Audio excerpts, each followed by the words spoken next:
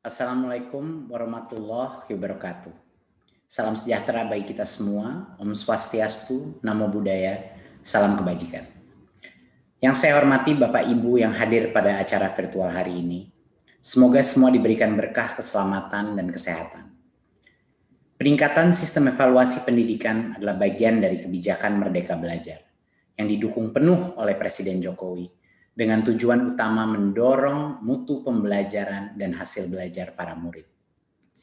Untuk itu Kemendikbud mengeluarkan kebijakan asesmen nasional yang dirancang tidak hanya sebagai pengganti ujian nasional dan ujian sekolah berstandar nasional, tetapi sebagai penanda perubahan paradigma tentang evaluasi pendidikan.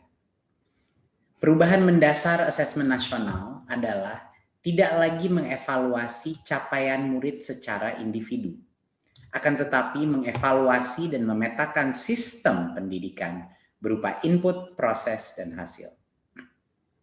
Potret layanan dan kinerja setiap sekolah dari hasil asesmen nasional ini kemudian menjadi cermin untuk kita bersama-sama melakukan refleksi, mempercepat perbaikan mutu pendidikan Indonesia.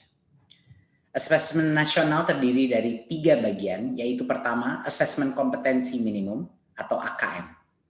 Kedua yaitu survei karakter, dan yang ketiga adalah survei lingkungan belajar. Asesmen kompetensi minimum atau AKM dirancang untuk mengukur capaian murid dari hasil belajar kognitif yaitu literasi dan numerasi. Kedua aspek kompetensi minimum ini menjadi syarat bagi murid untuk berkontribusi di dalam masyarakat, terlepas dari bidang kerja dan karir yang ingin mereka tekuni di masa depan.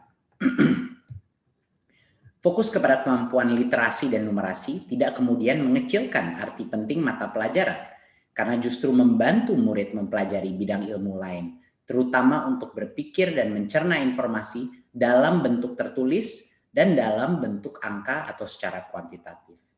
Jadinya kemampuan literasi dan numerasi adalah kemampuan yang akan berdampak kepada semua mata pelajaran yang diajarkan dan dipelajari oleh murid-murid kita.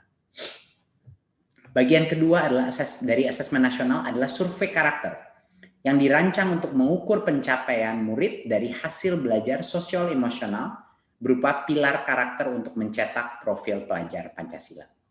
Dengan 6 indikator utama yaitu beriman dan bertakwa kepada Tuhan Yang Maha Esa serta berakhlak mulia. Kedua, kebinekaan global. Ketiga, kemandirian. Keempat, gotong royong. Kelima, bernalar kritis, dan yang keenam, kreativitas.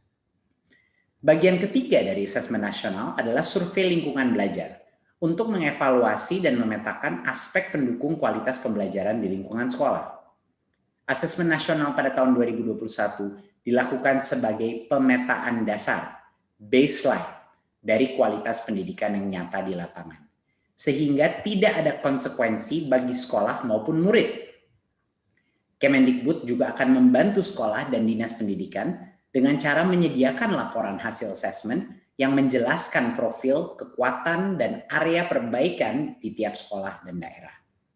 Sehingga sangat penting dipahami, terutama oleh guru kepala sekolah, murid, dan orang tua, bahwa asesmen nasional untuk 2021 tidak memerlukan persiapan-persiapan khusus maupun tambahan yang justru akan menjadi beban psikologis tersendiri. Tidak usah cemas, tidak perlu bimbel khusus untuk asesmen nasional. Untuk itu, mari kita semua bersama-sama mendukung pelaksanaan asesmen nasional mulai tahun 2021 sebagai bagian dari reformasi pendidikan Indonesia. Terima kasih dan salam Merdeka Belajar.